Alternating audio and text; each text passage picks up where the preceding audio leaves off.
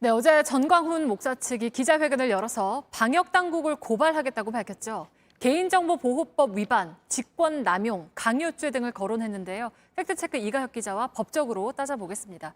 이가혁 기자, 우선 예배 방해죄 주장을 저희가 이미 팩트체크를 해드린 바가 있죠? 네, 그렇습니다. 우선 전 목사 측의 주장을 먼저 들어보시죠. 자가 아무런 권한 없이 수도권 모든 교회 예배 금지를 강행한 것은 직권남용, 강요, 그리고 예배방해죄의 중범죄에 해당한다. 네, 영상 보신 대로 아무런 권한이 없느냐? 그렇지 않습니다. 이 코로나 확산 방지를 위해서 보건복지부 장관 또 지자체장은 감염법 예방법에 근거해서 예배를 제한 금지할 수 있습니다.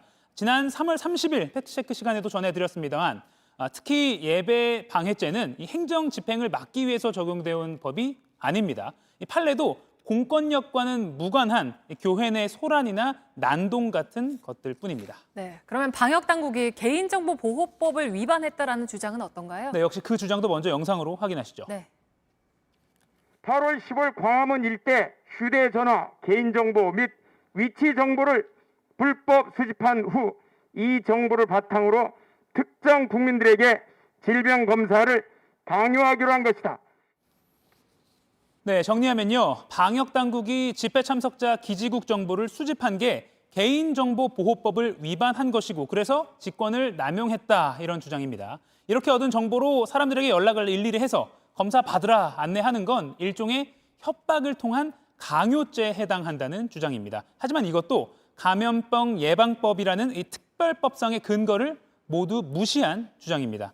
근거는 말씀드린 감염병 예방법 제76조의 2에 나옵니다. 이 감염병 예방이나 전파되는 걸 차단하기 위해서 필요한 경우에 이 보건복지부 장관, 지자체장이 경찰을 통해서 이동통신 사업자의 개인 위치 정보를 요청할 수 있습니다. 사업자도 정당한 사유가 없으면 이에 따라야 합니다. 개인정보 보호를 위한 규정도 물론 나와 있습니다. 방역 목적 외에 사용 금지, 또 업무 끝나면 바로 파기, 이런 규정 안 지키면 감사 또 처벌 대상입니다. 네, 그러니까 애초에 방역상 필요하니까 국회가 이런 특별법을 만든 거 아니겠습니까? 그렇습니다. 이 메르스 사태 때인데요. 메르스 사태가 한창 진행 중이던 2015년 6월에 법적 근거가 마련됐습니다. 이 법 개정 과정을 살펴보면요. 당시 야당에서 인권 침해 이런 우려가 나왔지만 권준욱 당시 보건복지부 공공보건정책관은 반드시 필요하다 이런 입장이었습니다. 네, 그러니까 국회에서 만든 특별법이 근거라는 건데 네. 그러면 고발이 실제로 이루어진다고 해도 방역 당국에 대한 처벌까지 이루어지기는 어렵겠죠? 네, 지금 계속 보여드린 대로 법적 근거가 뚜렷하니까 그렇습니다. 네. 다만 현재 방역 당국의 기지국 개인정보 취득이 필요 이상으로 좀 과도하다, 좀 부작용 생기는 거 아니냐 이런 취지에서 헌법 소원이 제기된 상태입니다.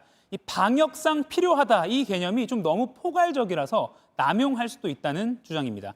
실제로 2년 전에 헌법재판소는 이 통신비밀보호법에 근거해서 수사기관이 통신사로부터 개인 위치 정보를 확보하는 이른바 기지국 수사에 대해서 헌법 불합치 판단을 내렸습니다. 이후에 어떤 요건을 강화해서 어떤 요건에서 기지국 수사를 할 수 있는지 더 구체적으로 법이 고쳐졌습니다. 물론 이 검경 수사상 필요성과 지금 상황인 방역상 필요성은 단순 비교할 수는 없기 때문에 이 헌법 소원 진행은 좀 더 지켜봐야 합니다. 네, 잘 들었습니다. 팩트체크 이가혁 기자였습니다.